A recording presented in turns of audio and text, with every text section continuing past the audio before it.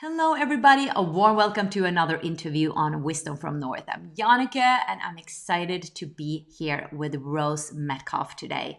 Rose is a coach who is passionate about empowering women and help people flourish in their purpose with a vision to bring a more harmonious balance to this planet. And she has an amazing virtual online retreat that I can highly recommend to participate in, that is totally free and is coming up around the corner next week, I think it is. It's called Female Freedom, How to Source Your True Power. And she has an amazing panel of experts, and I'm so honored that I'm going to be part of it, who's going to share their transformative teaching on how you can really source your true inner power and find that freedom. The sign up is right below, and I think it's going to be amazing. And at the same time, I'm actually also having a free event called Awakening to Your Soul's Purpose, and I would love for you to join that as well. So if you really feel like you want to find your freedom and you want to wake up to your purpose, then join both these two amazing events. You're not going to regret it, and it's totally free. Now, let's meet Rose.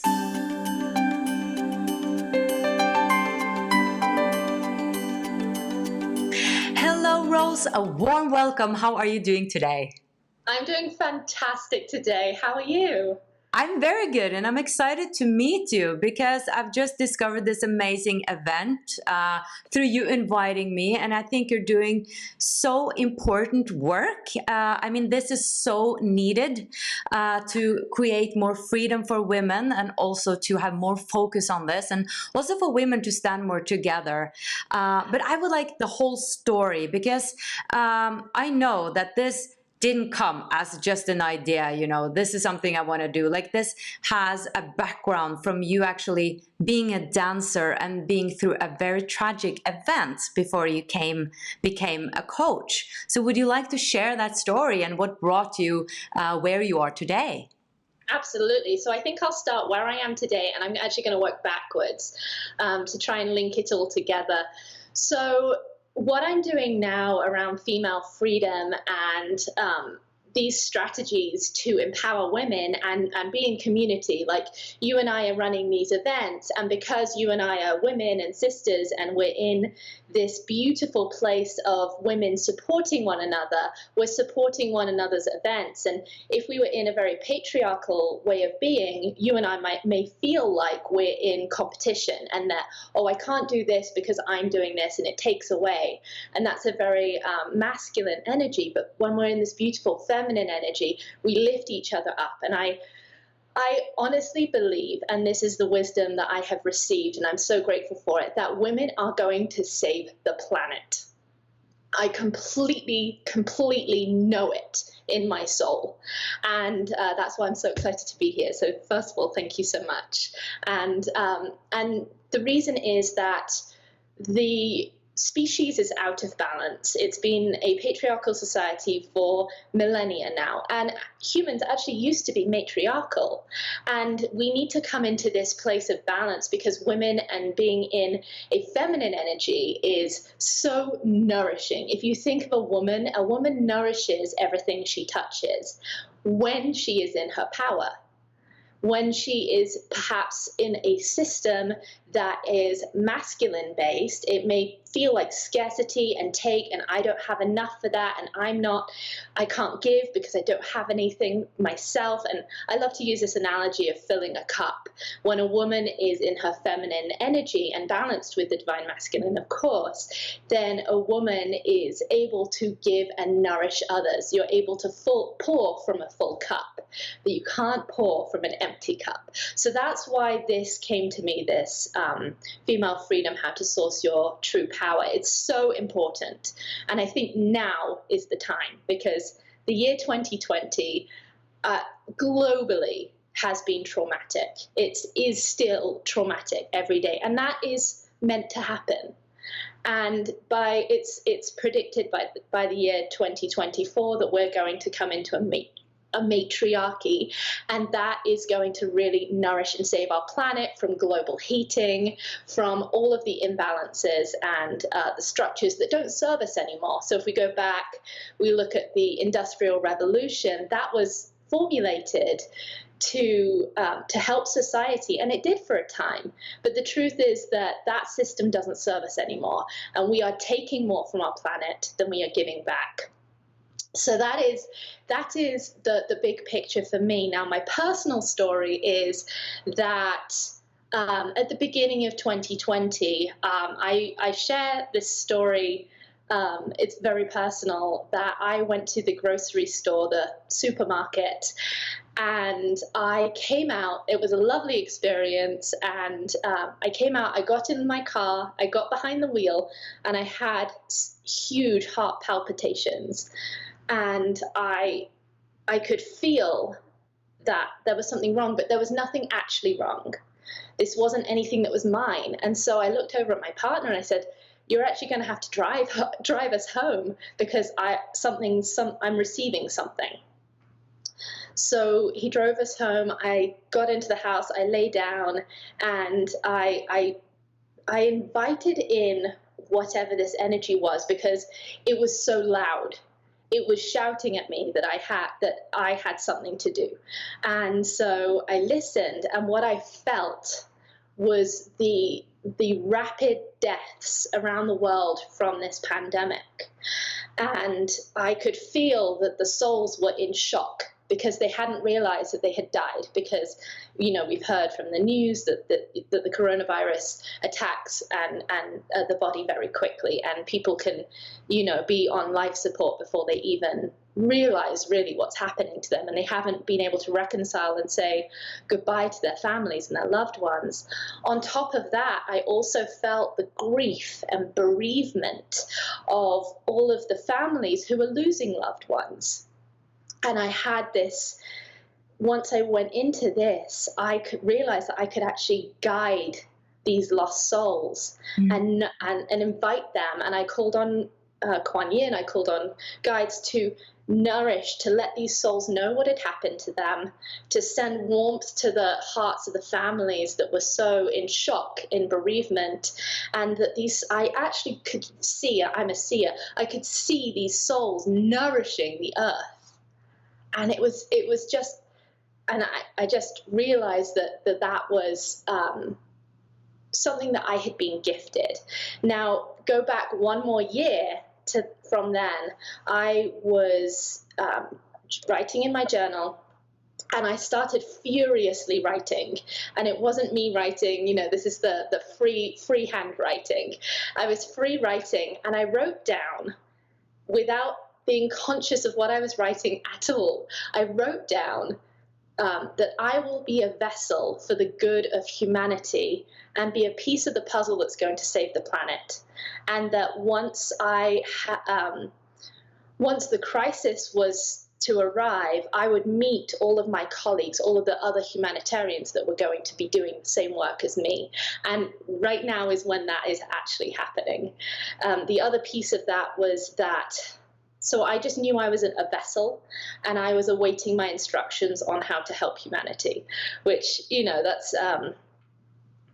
that's a huge, a huge responsibility, but I knew that I wouldn't be alone.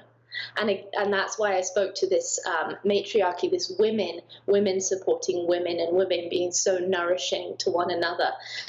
The other piece of that is that I was given the instruction that I had passed the test, that I had been tested for the past several years, and we'll get into that, but I had been tested and I had passed the test.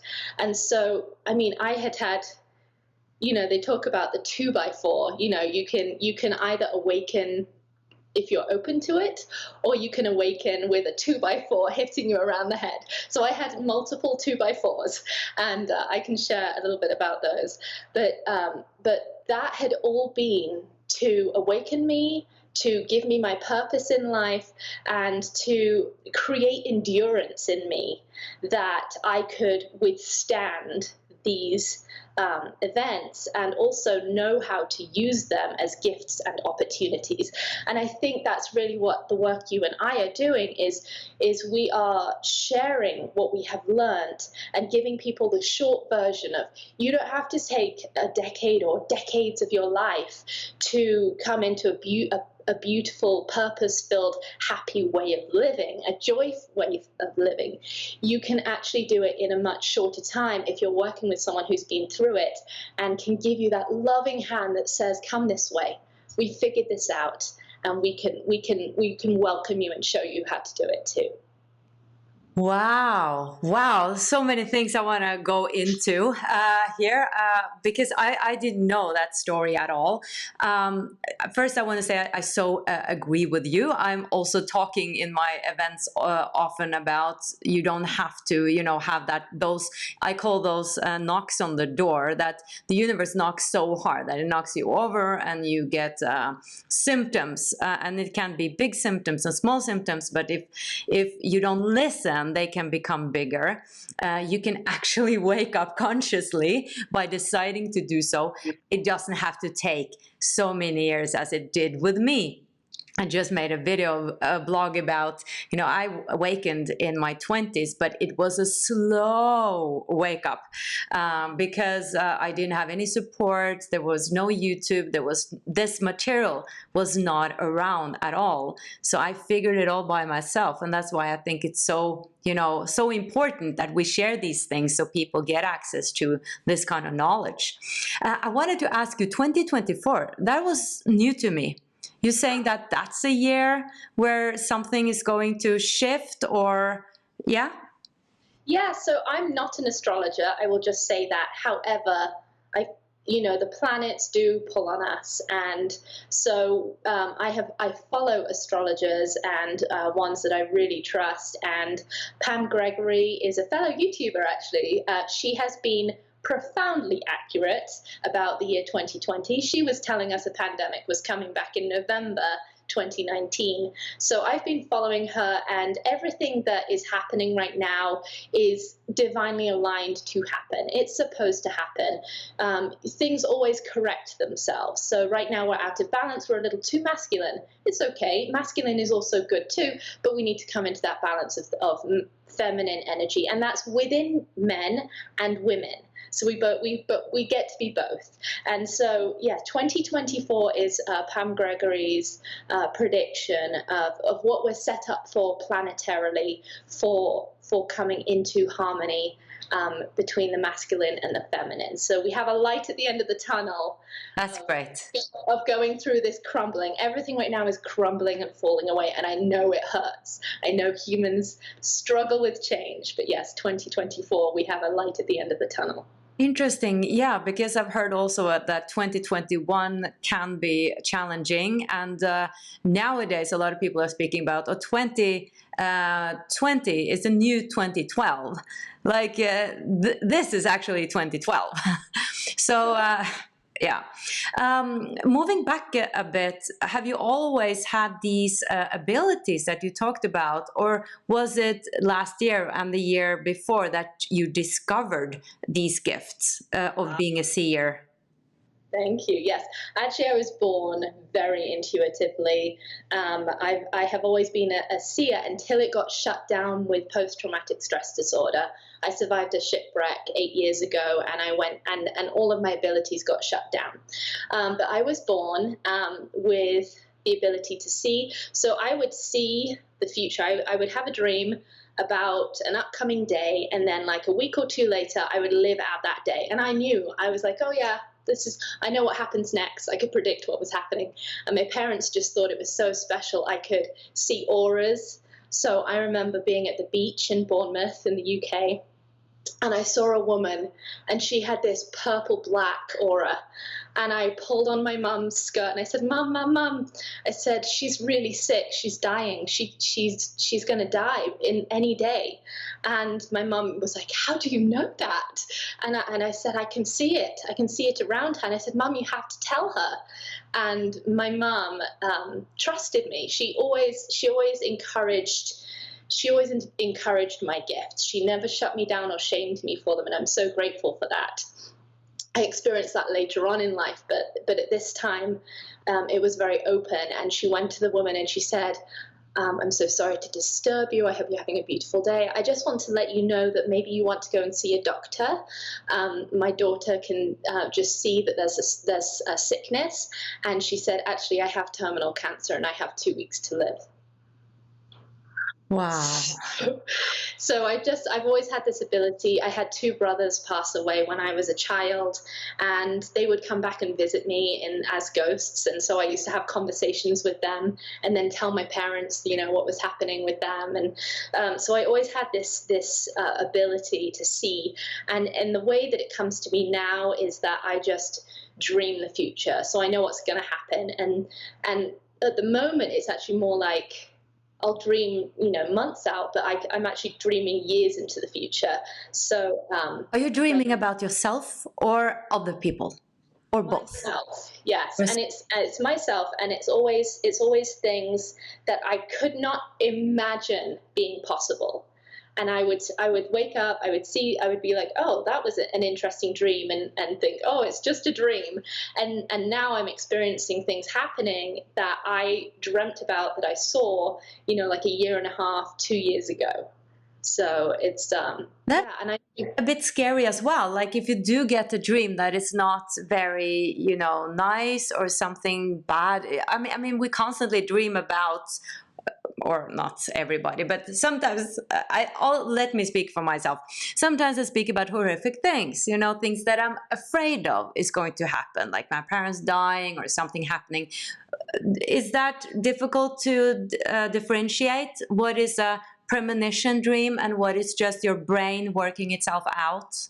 Yeah, absolutely. So I think, of course, we know psychologically that we are processing at night. And so, most dreams it's our brain preparing us for, like you said, your parents dying. Like our brain prepares us for things. So, and it plays out different scenarios so that we can know like how to handle that when it comes and it's not too shocking to the system. A premonition dream, I haven't had premonitions about anything bad, actually. It's just always been an event. It's always just been like a big shift in my life. So I haven't had any negative dreams, actually, that have been premonitory. Yeah. And let's go back a bit, because on your website you share your story about the shipwreck, and that was like a surprise to me. Like when you invited me, I had no idea that you had been going through such a thing.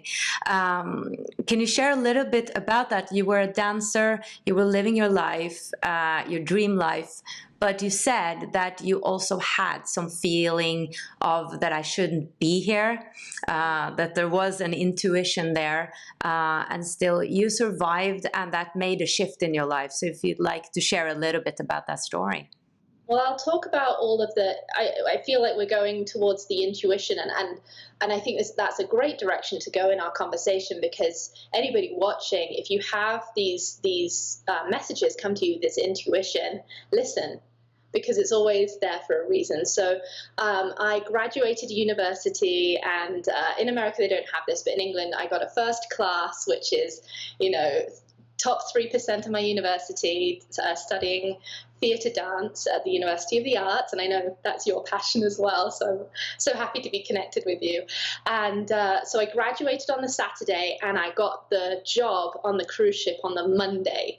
Now, in the dance profession, it's very, like, getting a job is a very challenging thing, Big thing, yeah. It's a big thing. And so I was just over the moon, because I had judgments around working on a cruise ship prior. And then when I was actually offered the job, I was like, oh my goodness, I love traveling. Traveling for me is heart awakening. I'm like, are you kidding me? I'm going to get to travel for work, be paid, go and explore the world, and do it dancing? Like, this is heaven. This is heaven, absolutely.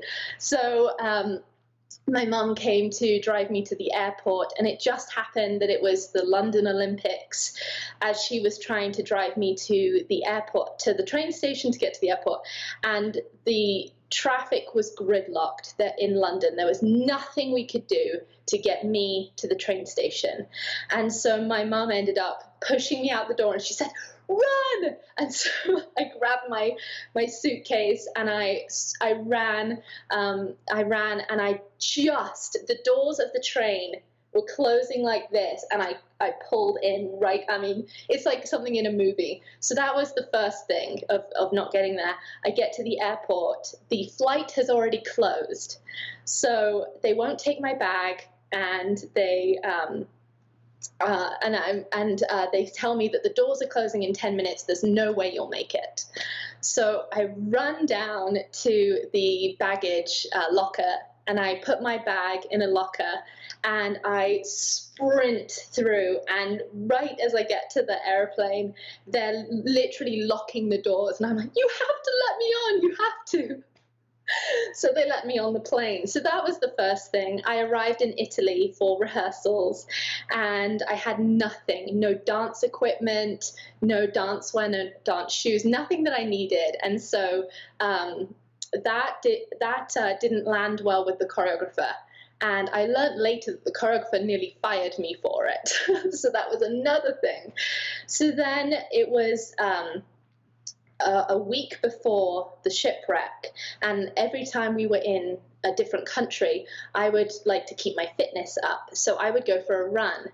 However, the clocks had gone forward an hour, I think. Yes, forward an hour.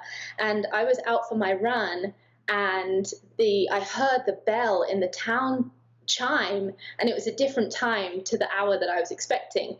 And so I was like, "Oh my goodness, I've never run faster." I ran all the way back down to the port, and they were pulling the stairs off the ground and closing up the ship, and I jumped over water onto the ship.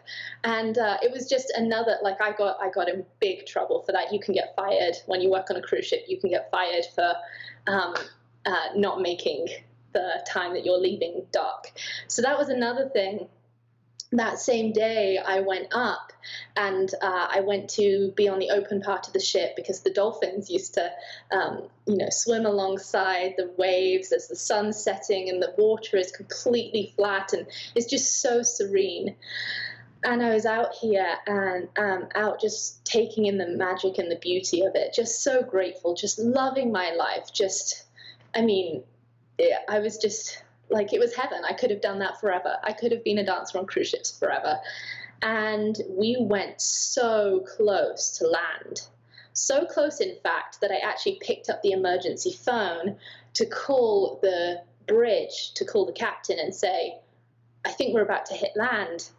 Anyway, I picked up the phone, I looked up at the bridge, and the captain was stood there, completely calm. And I shut myself down. And I thought to myself, and recognizing it now, it was like part of the whole patriarchal, like, it's a man, he's in charge, he knows what he's doing. And so I shut myself down and put the phone back. And I've always regretted that, because it was the same exact spot 1 week later that we hit that island, and we sank off the coast of Italy. Wow. Yeah. And after that, you experienced obviously trauma from that, and you, from what I understand, you tried to find or test all these kinds of modalities and healing modalities, and like you said, you shut down, your sensory system. But you did find something eventually, which was a mindset shift, like a simple mindset shift that has helped you find that balance and that freedom in your life. And I'm very curious about what that is, what kind of mind shift that is. Well, it's huge, but also I know I've watched videos of you where you've talked about exactly the same thing. So this was the thing. My life kept crumbling. I thought, okay, well, I have to save maritime safety, because I know what went wrong on that shipwreck. I know what nobody's talking about. And so I'm going to go do that. And that didn't work out. Some things were improved, but that wasn't it. And I emigrated. I thought, oh, well, I'm going to marry. I started working on plane crashes, and one of my assignments was in Denver, Colorado, and I met a man, and I was like, oh, he makes me so happy, like I'll marry him, and that will make me happy. And that turned abusive, and that was just like another kind of like that, this isn't it. And now I get to live in the United States of America. I get to live here in Boulder, Colorado, which is just so beautiful. And really what changed my trauma to actually being my gift is just thinking through what's happened in my life now. You can do this wherever you are. What do I have in my life today, be it knowledge, be it, spiritual awakening, be it people that you love, be it a place you get to be, whatever those, be it like knowledge that you've, let's say you've been through a trauma and then somebody else is going through that, then you have the empathy, you can understand that. And that is a gift. As soon as you can sit down and go, what do I have to be grateful for? What possible good has come out of my life? And you go back and you track it, like, oh my goodness, I wouldn't live in America if it wasn't for the shipwreck. I wouldn't be in my soulful, loving partnership if it wasn't for the shipwreck and everything that I went through since. So there's a moment, like, I wasn't supposed to die. Clearly I was never meant to be on that ship. But the fact that I was, and I should not have lived, there was the moment where I reconciled that I was about to die. And I tell you what, it is the most liberating and peaceful moment I have ever experienced in my life. And obviously don't force yourself there. But if you're, to any of the people that have been in a life-threatening situation, there is a serenity with it. And I reconciled with death. I knew I was going to die. Now, how I survived is a miracle. But I know I survived for a reason. I went through survivor's guilt. I went through post-traumatic stress disorder. And very little is really known about that. But as soon as I was able to say, like, I shouldn't be guilty about the people who died. I should live my life to the fullest and help other people live their lives to the fullest. The gift is that I went through trauma, depression, anxiety, all of these symptoms of post-traumatic stress disorder, and I can help people move out of that. That's a gift. It's such a gift. And so really that's the secret, is looking at it from a new perspective, shifting the perspective. Yes, like, should that have happened to me? No. Was it awful? Yes. Like, was it a tragedy? Yes, absolutely. I mean, it's just, I never want anyone to experience anything like that. However, can I move out of the state of victim, like I had all my possessions taken from me? I lost my dream career that I loved so much. I was very much the victim. And as soon as I could be like, oh my goodness, I can empathize with people who are suffering. I am living in this beautiful country. I'm with my soulmate. As soon as I could shift my perspective and actually, gosh, it hurt. It really hurt to say, I'm thankful for that shipwreck happening, because that sounds like an awful thing to say. Of course, 32 people died. It's awful. It's a tragedy. As soon as I could say thank you, that's when my life opened up. Wow, that is so powerful. That is so beautiful to see how you have found your purpose and are not now helping others. And I totally agree with you. Getting there, I think, takes some time and some inner work. I don't think it's possible to, or even healthy, to go there too quickly before it's processed and healed. But for me, I saw it years afterwards when I had healed and transformed my life. And I was so grateful to see that red thread, that there is a purpose here. And it's actually a gift. Like, I haven't experienced what you have, such a tragedy. But for me, it was this depression and the loss of my voice that just ruined my career. But seeing that as a gift today, and then finding a new purpose, I just get so amazed by that intelligence around us or in the universe, that there is really so much going on. the design is just so intelligent. And when we start to open up to that, like there's just more and more and more and more and more. There's so much more to find within us. Like we have infinite possibilities. And I know you love to speak about that inner power that women have. Can you tell us a little bit about how we can connect with this inner power, and also about your event, how these teachers are going to help us or women come into contact with a deeper like empowerment and the truth of who they are? Yeah, absolutely. And I think you said it wonderfully yourself, that this isn't a night and day shift. It isn't as simple as just saying thank you. It's a much broader concept. And when you work with a transformational teacher, they can take you through those steps in a shorter time, instead of you just, being like a rabbit in headlights, like, oh, where do I go now? So I think that's really beautiful. And what we talk about on the series that I'm just launching, Female Freedom, How to Source Your Power, is strategy. It's a lifestyle shift.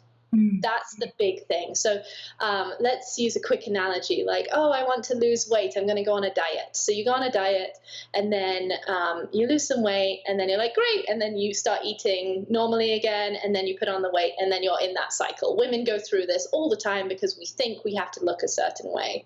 Nonsense. Anyway, but the truth is that if you want to be in a healthy body, it's a lifestyle shift.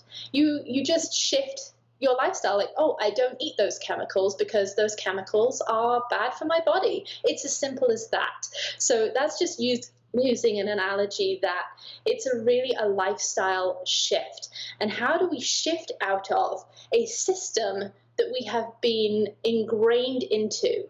We have grown up, and I'm talking to women specifically because that is the work that I do specifically, and I'm not discounting men's work at all. I'm just speaking to what I do, okay? So women are brought up with this system of believing that they are less than, believing that they should not speak unless they're spoken to. And I know you just mentioned about your voice, and I can't wait to get into that topic when I interview you. But that's profound. So many women are shut down. Their voices are shut down. And it's just part of growing up in the society that we've grown up in. We're told that we need to act in a masculine way in order to rise to the top in a corporate environment. So you see women wearing black who actually aren't naturally attuned to black. You see women, putting on this very aggressive facade, and they're trying to act like a man in order to succeed. And women don't need to do that. Women have this incredible power within themselves. And the way that we get to connect with that, we really go into that with all of our transformational teachers.